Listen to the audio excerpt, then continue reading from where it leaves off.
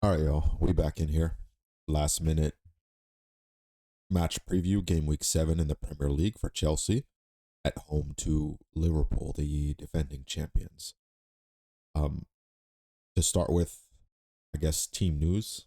A lot of injuries on Chelsea side and fair few on Liverpool's as well. We'll get into that in a second. But Chelsea having 7 to 8 players out off the top of my head.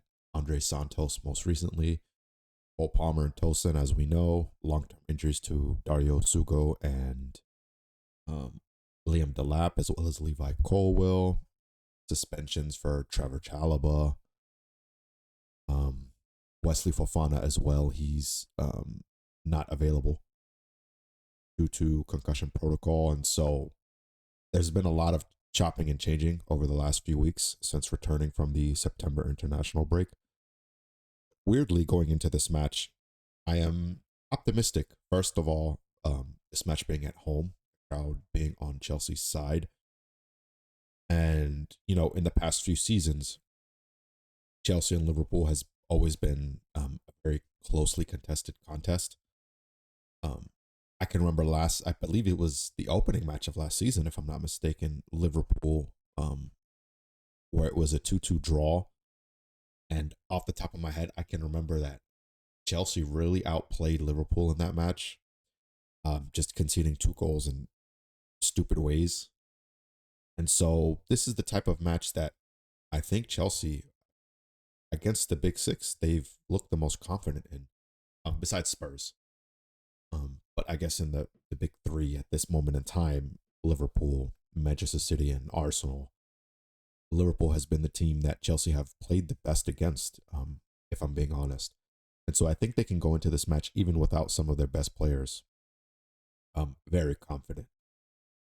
As for Liverpool, they're dealing with some injury issues as well, and a bit of a dip in form into results wise. So to start with, I know Alisson Becker, he's out long term, world class goalkeeper. However, their backup, Badiashile, is arguably better than Kelleher, who moved on to, I believe, Brentford it was. And so there isn't that much drop off in quality. He's arguably better than Rob Sanchez, if I dare to say. And so it's not like they'll be having a crazy drop off where it's suspect in terms of who's coming in for him. And so as a result, I wouldn't hang my hat on that. Though where I would hang my hat on in terms of team news and injuries for Liverpool is Hugo Ekitike against Galatasaray. I think he had to come off around the 70th minute in that match. Chiesa wasn't even a part of the squad. And so he has a bit of a problem that they're both injury doubts. And then, Isak not being fully fit, I imagine that doesn't happen until after the international break. And so hopefully I didn't just jinx it and he bangs in a couple goals against Chelsea, but there's a little bit of uh, injury concern for them as well. As for the performances, I know, going into this week, they've won every single match that they've played, and then they went ahead and lost to Crystal Palace at the death due to an Eddie Nketiah goal, and then were largely listless against Galatasaray, losing to a 1-0 penalty to Victor Osimhen. And so you would think that coming into this match, that would add a bit of confidence. But in all honesty, even though Liverpool topped the table, they haven't had, I've talked about this before, they haven't had the best performances where they've blown teams out of the water. I mean, they had a 4-2 win against, I can't remember who it was, Bournemouth, I believe it was, where they went up 2-0 and then below the lead 2 before ultimately pulling ahead and securing 3 points in that match. And that's kind of been the trend for them, where they've blown a few leads or they haven't played their best and only to win in the end. I know that Newcastle match where young Rio, who a former Chelsea Academy product now, um, uh, in under Liverpool's books, he scores that last minute winner against Newcastle, in which Newcastle went down to 10 men, still played really well against Liverpool. And so um, as a result, I think in this match, this is as good as any if you're going to face any of the big three with injury issues to play against, because I don't see a reason why Chelsea can at least secure a draw, if not 3 points in this match, especially with it being at home.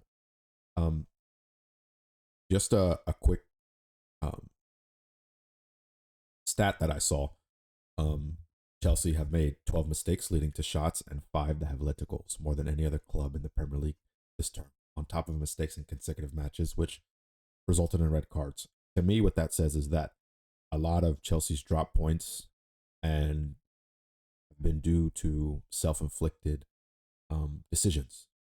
Clearly, that those red cards in the past 3 matches, if we're going beyond the Premier League, Joao Pedro, Trevor Chalobah, and Robert Sanchez, in those matches, it didn't affect the result in the midweek game against Benfica in the Champions League. But, against Brighton being on top in that match 1-0, Manchester United, who, in my opinion, it would have been 3 points away at Old Trafford had Robert Sanchez not gained that red card or earned himself a sending off. And so, even like a lot of the chances and goals that have been given away, I can think of a couple of goals against Bayern Munich. I've mentioned this before. A Malo Gusto giveaway for Harry Kane to score his second goal in that match. The penalty, Caicedo giving away a penalty in that match. And, so I can't remember what that first goal was. In any case, it seems to me that Chelsea are almost there in terms of really, really playing well and being in touch with the top of the table. It's just the self-inflicted wounds and the youth and inexperience that I mentioned to begin the season that have held this team back from really pushing forward, as well as the injuries, to be fair, to Enzo Maresca and his team. But if we're moving forward to this match, I guess I'll get into what I think the predicted lineup is. So I'll start with how I think what Chelsea's path to victory is in this match. And it's going to be through the midfield and in transition, because Liverpool have been very open to counterattacks. And in midfield, previously, it'll lead me on to a surprise start. I'll mention him first. I think Romeo Lavia starts the match. He's done it before against Liverpool, coming in from the cold. He's started matches, coming back from injury as well, except for the most recent one where he's come off the bench and been eased in. But I think that was partially to save him for this match specifically. And so I think he starts this match. Just because he'll add a bit of ball retention in midfield. He doesn't lose possession at all, really. He's really good against the press. He doesn't have the most expansive range, but passing in between the lines and making sure his passes get to where they need to get to, he is arguably the best midfielder on the team at that, and Enzo Fernandez does a really good job of making runs and crashing the box, and his flexibility, being able to play deeper and things of that nature, he probably edges everybody else in. And then obviously Moises Caicedo being a very good ball winner, he has a great passing range as well. He's just a really good all-around midfielder, but he's a little bit suspect when being pressed, just a little bit. In my opinion, at least. I'm sure a lot of people will disagree with that, but Romeo Lavia bringing in there, I think actually completes the midfield, especially against a team like this. And so I think he will be one of the 3 midfielders that start in this game. And so as a result, moving on to my starting lineup, I'm going to go with Robert Sanchez in goal. It is what it is at this point with him. And then at left back, Marco Correa, that speaks for itself. Right back, I'm going to go with Reece James. Malo Gusto started a new week in the Champions League, I think for this specific reason, so that Reece James would be fully fit and ready to go in this matchup. And which brings me to the center half position, where we're going to see a ship we haven't seen much of, in my opinion, as a result of injuries and suspensions. And we're going to go with Benoit Badiashile as the left center back and Josh Achaempong as the right center back. What this will mean is, we saw in the past few games against Brighton and Benfica, namely, where instead of in possession having it be a back 3, it's been more of a back 2. with the fullbacks tucking in to help Moises Caicedo, allowing the midfielders to find space in behind that forward and midfield lines to try to generate passes through the midfield and to create chances moving forward, to progress the ball moving forward. And I think it'll probably be a bit safer and a return to a back three tactically. I think it'll actually be Josh Achaempong as the right center back, Badiashile as the central center back, with Marco Correa as the left center back. I think that's going to be configured that way in my opinion, just because Marco Correa, instead of pushing forward, inverting into midfield to sit next to Caicedo or moving beyond that and being almost an attacking midfielder in possession, I think having him sit and be in close proximity to Mo Salah at all times will allow Chelsea to better counteract Liverpool's counterattack if Chelsea are in a position where they have Liverpool pinned back. And so I think it'll be configured that way. I think Reece James probably sits next to Caicedo to help him out in midfield. And then it'll be Lavia and Enzo Fernandez as Moises Caicedo's midfield partners. I think it'll be that way just because there's going to be flexibility there, depending how Liverpool decide to play, their injuries, how they configure their midfield. I know Gravenberch and McAllister probably start in that game. Salsablai, I think, probably starts at right back. Although whether it is Salsablai or Jeremy Frimpong, that's probably a weakness at that right back position that has been there for the past few years, honestly, with Trent when he was there. And so on that left-hand side, I think I'm going to go with Pedro Neto. I don't think Alejandro Garnacho has shown enough to start in a big match like this. And so I think it'll be Pedro Neto on the left. As the 9, João Pedro, a bit of fitness issues, although he did come on in the Champions League midweek, got himself sent off, red card FC. But I think he's going to start as the 9. The right-hand side, because I think Pedro Neto starts on the left, I think we will see, and I hope we see, Estevao as the right-sided attacking midfielder, the right winger. I just think his creativity and his potential, we saw it if any of you watched the midweek match against Benfica, how bright he looked dribbling and beating his man against Brighton too. If we're being honest, before the red card, he looked really good as well. And so I think he's shown himself to be capable of handling that right-sided winger position. And I think Enzo Maresca, he even mentioned in his press conference, in order for Estevao to be playing centrally, he probably needs to be a bit stronger and get adapted to that role physically. He's probably not there yet against the biggest teams. And so I think his best position right now is as a right winger, especially with Cole Palmer being out. And I think this probably gives Chelsea the best chance to win. It's probably the strongest lineup available to him at this point in time. And so that's how I see the team lining up. In terms of Liverpool, I mean, it's mostly speaks for themselves with a couple questions due to injuries. Mo Salah hasn't had the best start to the season. He's had a couple goals, but he's looked a little bit off it. And I think that probably contributes to them, Liverpool, not looking as formidable as they did last season. And then just, when you have your fullbacks, 2 new first choice fullbacks being bedded into the side, it creates some confusion in terms of chemistry at the back and covering players in transition and those sorts of things. And then, Ibrahima Konate hasn't looked his best. I don't think it's a case of him turning his head the other way and looking ahead to Real Madrid, a potential signing with Real Madrid in the summer on a free. It's too early, I think, for that sort of narrative to be pushed. I just don't think he's been at his best to begin the season.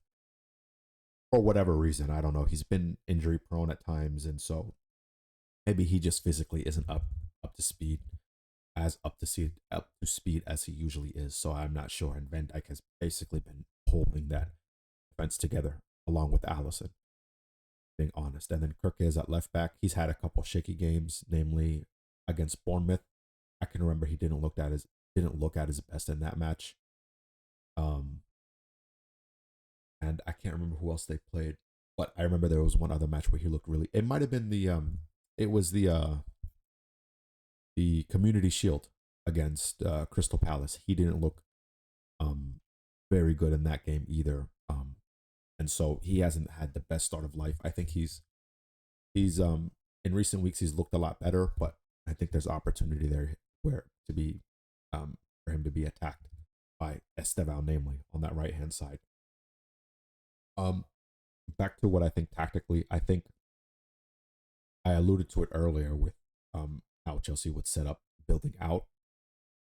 I think Reece James will probably sit next to Caicedo. It'll be a back three in possession, and Lavia I think will be the other one to sit next to Caicedo on the left in that case, and then Enzo Fernandez will kind of have that free role I think in behind the midfield, try to find space and hit the ball to João Pedro. I think João Pedro also in this match, it actually kind of makes sense for him to drop off more, to try to get on the ball and try to create, if only because physically he doesn't necessarily, that's not going to be his advantage against Van Dijk and Konate.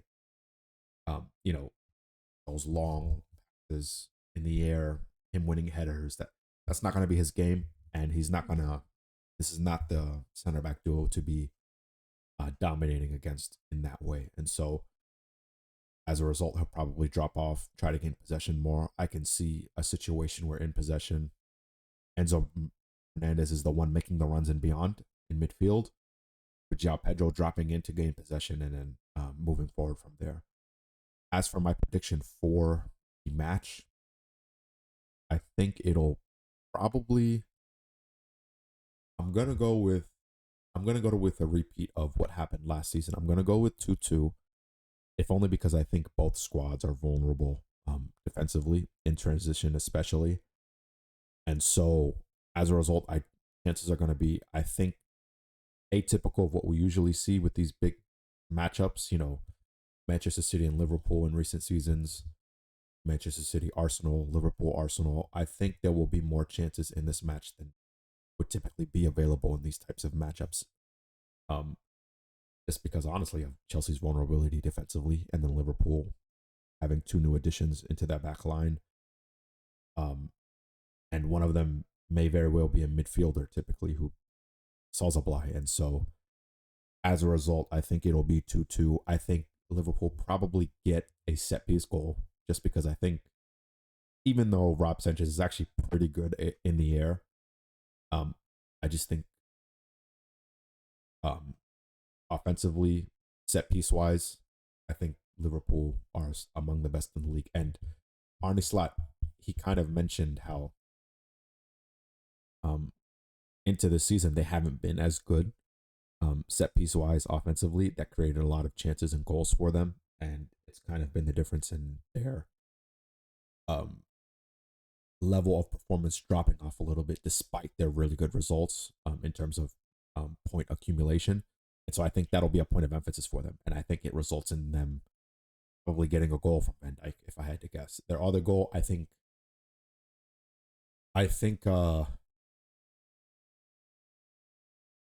if I had to guess, I think it'll either be, I don't think Mo Salah scores just because of the way Chelsea will set up. I think it'll be whoever the striker is, either Isak or Ekitike, whichever one of them is fit. I think one of them probably gets a goal in this match. As for Chelsea's goal scorers and my prediction, I'm going to keep predicting that Esteval scores until he does, just because I want to see him finally get a goal in a competitive match for the club. As for the second goal, I think it'll be something like an Enzo Fernandez box crashing type of goal, getting on the end of a cross in the way that he did last week against Brighton, I think it was, where Reece James had that deflected cross that he got on the end of. And, you know, he did the same thing against West Ham, where Esteval got an assist, and he's had a couple goals, and he's had his brightest moments, I think, box crashing. He hasn't been in the best of form, you know, passing wise, build up wise. He's looked a little leggy at times, and so I think in order for him to probably gain some positive plaudits at the end of the match, it has to come from him getting a goal. So I think it'll end up being 2-2. And in terms of the performance, I think it'll be mostly even. I don't think one team will dominate the other. It'll just be a back and forth basketball type of game, where the best chances come on in counterattack. I don't think either team is at the point where they will control all against each other. And so that's how I see it playing out. From Chelsea's perspective, I think gaining 3 points here and then hopefully getting healthy or healthier in the international break, I think would set up very well for Chelsea moving up in the table. I think they sit 6th before the match. And I think before the November international break, I think they can be in that top 4 comfortably, with an easier run of matches. I think Sunderland maybe coming up in that time period. Let me see who else. Just because now I'm curious. Chelsea schedule.